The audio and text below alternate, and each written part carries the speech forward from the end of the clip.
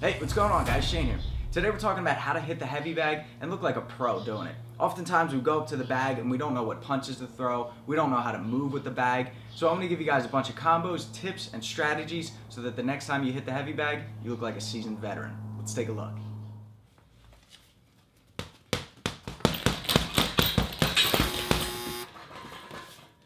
Don't be that guy.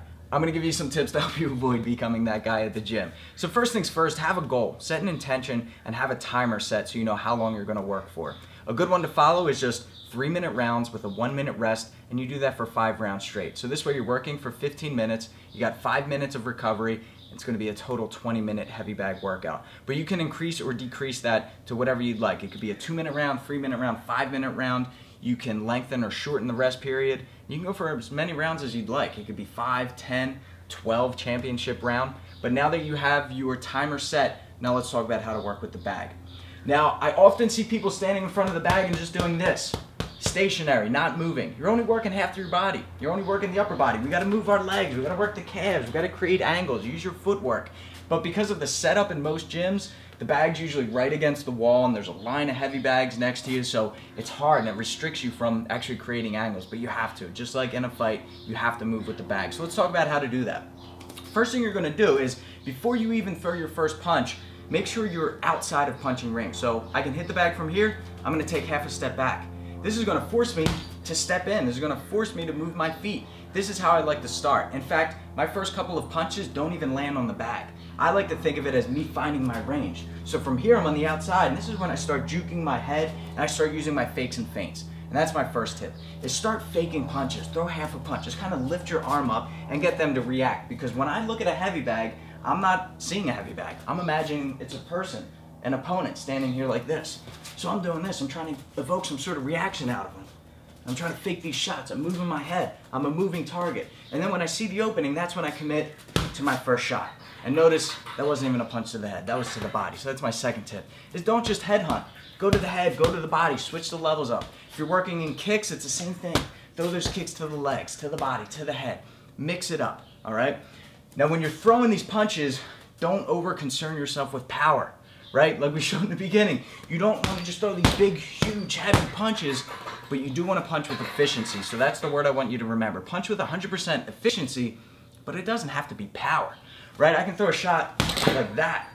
Not my most powerful punch, but that's going to do damage. It's going to land because it's a little bit quicker, it's less telegraphed, and that's what you want to keep in mind. So always keep good form.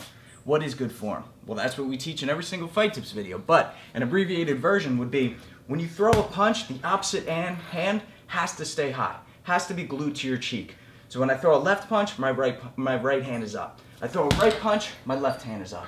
If it's a hook, if it's a body shot, it doesn't matter. The opposite hand is always up, but it's a very common mistake, especially when we start to focus on power, that we do this. No good. We got to keep this hand up because we're going to get hit and it looks sloppy. Okay? So let's go over some combos that we can do. Jab, cross, hook. Very common one. 1, 2, 3. Now, we throw this combo a couple times. All right, but again, I'm stationary. I'm standing still. So let's get the feet moving. A good rule of thumb is move in the direction that you just finished your last punch. So I throw a 1, 2, a 3, the lead hook, it's a left punch. So now I'm going to step to my left, create an angle, okay? And then I reset here. 1, 2, 3, step to the left. If it's a 1, 2, I finish with the right hand, I'm going to step to the right. Boom. Okay, so we can start to create these angles by either just stepping and turning, pivoting, or we can actually spring out. Both feet leave the ground, boom. Then we got another one. So jab, cross, hook, I spring out to the left. So you can step and pivot, or you can spring and really hop off. And you'll notice that because the bag starts to swing, it starts to give you some direction of where to go, right? It's swinging into me, well, I need to move, either left or right, or back. Or I can time it to when it's coming in with one of my shots, and then that sort of steadies the bag.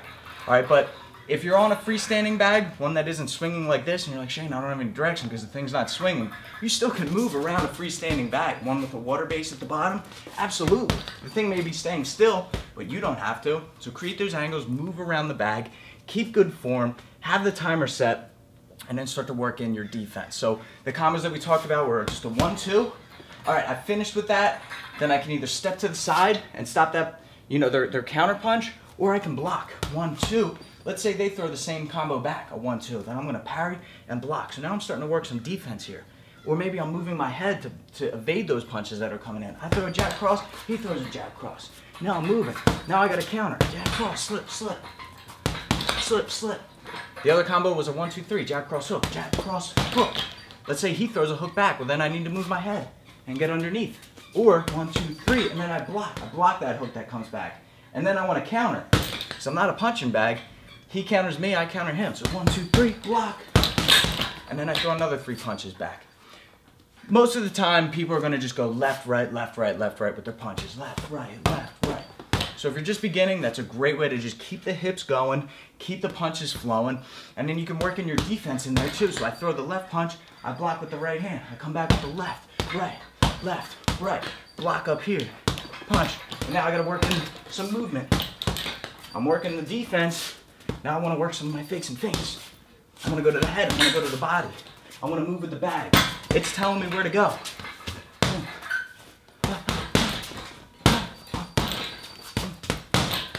I can work in my knees, I can work in my kicks.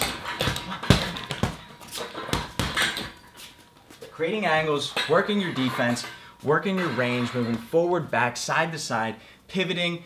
Give you guys just a couple of combos there, but if you're looking for more, I upload a new combo every week on my Instagram at @ShaneFaison, so check that out.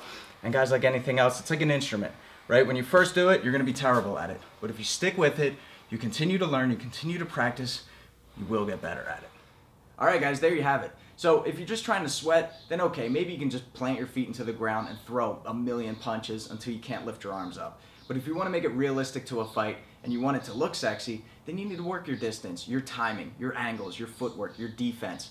Make it a full body workout using the strategies talked about in this video. Guys, don't forget to subscribe to get the fight tips before your opponent does. Until then, I'm Shane with fightTIPS for the underdogs.